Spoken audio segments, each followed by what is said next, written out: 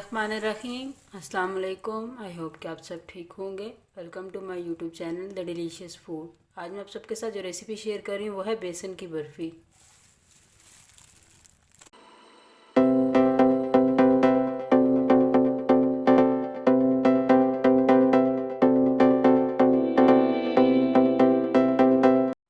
इसके लिए यहाँ मेरे पास 2 कप लेवल बेसन है। मैं प्री हीटेड पैन में बेसन को खुश्क भूनूंगी।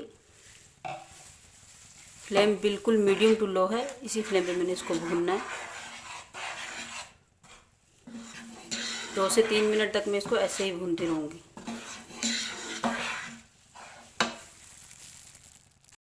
दो से 3 मिनट हो गए। अब मैं इसमें 1 कप लेवल मेल्ट हुआ हुआ घी शामिल कर रही हूँ। अब इसको घी के साथ भूनना है 20 से 25 मिनट तक और कंटिन्यूसली इसमें स्टर करते रहना है। इस सारी ड्यूरेशन में फ्लेम बिल्कुल लो रहेगा ताकि बेसन जले नहीं। इसकी इतनी भुनाई करनी है कि बेसन की अपनी अच्छी सी खुशबू आने लग जाए और उसका कच्चापन दूर हो जाए। कंटिन्यूसली स्टर करती जाऊंगी। साथ साथ ये लम्स भी ख़त्म कर रही हूँ। बेसन को मैंने छान लिया था पहले। एग्जैक्ट 20 मिनट्स तक मैंने बेसन को घी के साथ भुना है। अब बेसन की खुशबू आने लग गई और आप देख सकते हैं कि इसकी कंसिस्टेंसी भी चेंज हो चुकी है और मैंने कंटिन्यूसली इसमें स्टर किया है। अब इस स्टेज पे मैं इसमें 2 table spoon milk powder add कर रही हूँ। मिक्स करूँगी। इस रेसिपी में मेजरमेंट के बाद 2 चीज़ें बहुत इंपॉर्टेंट हैं। एक तो ये कि फ्लेम बिल्कुल सिमर कुक पे होना चाहिए एंड सेकेंडली इसमें कंटिन्यूसली स्टर करते रहना है, तभी हमारी रेसिपी परफेक्ट बन पाएगी। 1 से 2 मिनट तक मैं मिल्क पाउडर डाल के इसको मज़ीद कुक कर रही हूँ।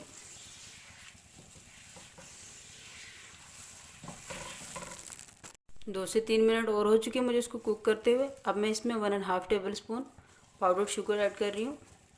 शुगर आप अपने टेस्ट के हिसाब से ले सकते हैं। मैंने इसमें कम ली है क्योंकि मैं इसमें कंडेंस मिल्क ऐड करूँगी।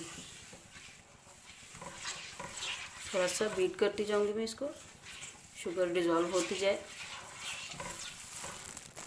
शुगर को मैंने डिज़ोल्व कर लिए।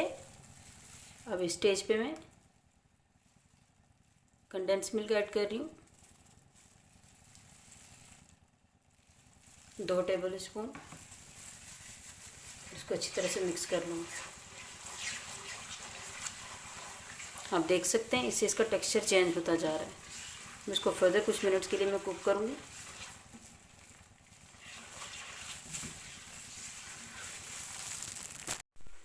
इसकी भुनाई करते हुए मैं 1/4 टीस्पून फूड कलर ऐड कर रही हूँ।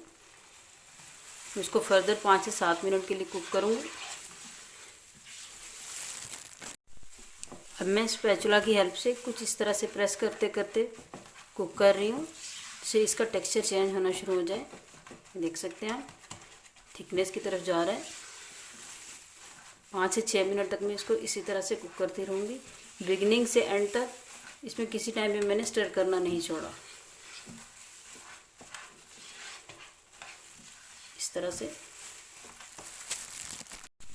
जिस मोल्ड में मैंने बर्फ़ी को बनाना है उसको मैं थोड़ा सा ग्रीस कर रही हूँ, ऑयल से ब्रश कर लूँगी और इस पर एक बटर पेपर रख दूँगी। अच्छे से सेट कर दूँगी। यहाँ बटर पेपर के ऊपर भी मैं कुछ ड्रॉप्स ऑयल डाल के इस साइड से भी ग्रीस कर रही हूँ। ये बैटर अब अच्छी तरह से कुक हो चुका है। आप देख सकते हैं इसने पैन छोड़ दिया है। देखिए, अब फ्लेम को ऑफ करती हूँ और मोल्ड में निकालती हूँ।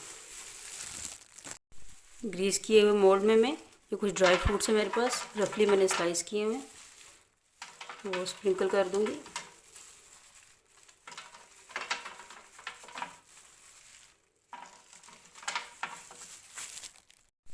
अब इस पे मैं ये बैटर ऐड कर रही हूँ।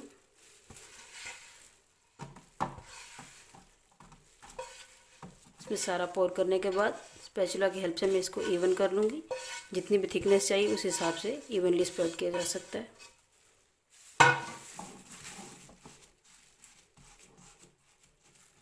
इस तरह से।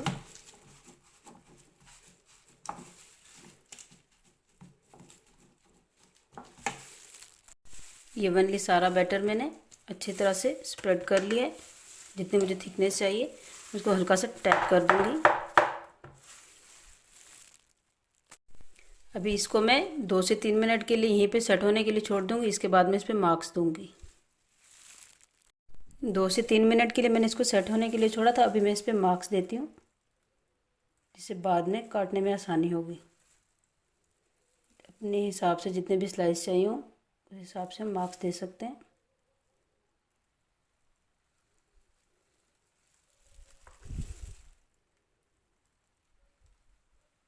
ये देखिए कितनी सॉफ्ट लग रही है। इसकी वजह से कट करने में मुझे प्रॉब्लम नहीं हो रही।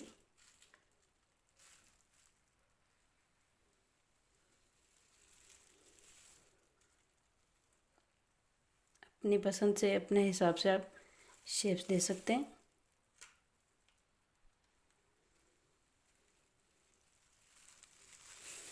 अब मैं इसको रूम टेम्परेचर पे 3 से 4 घंटे के लिए सेट होने के लिए छोड़ दूंगी। 4 आवर्स हो चुके हैं। अब ये देखिए इस तरह से सेट हो चुकी है बर्फ़ी। मैंने इस पे मार्क्स दिए हैं। मैं इसको सिंगल करके भी निकाल सकती हूँ, आप चाहें तो पूरी को पलट भी सकते हैं।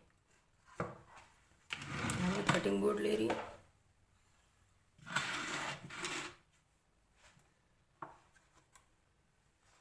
मैं सारी को पलट दूँगी। ये देखिए मैंने इसको पलट लिया। मार्क्स इस पे हैं।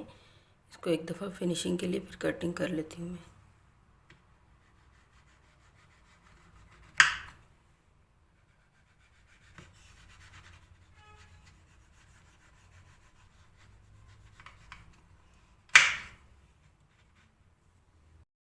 बेसन की बर्फ़ी रेडी है।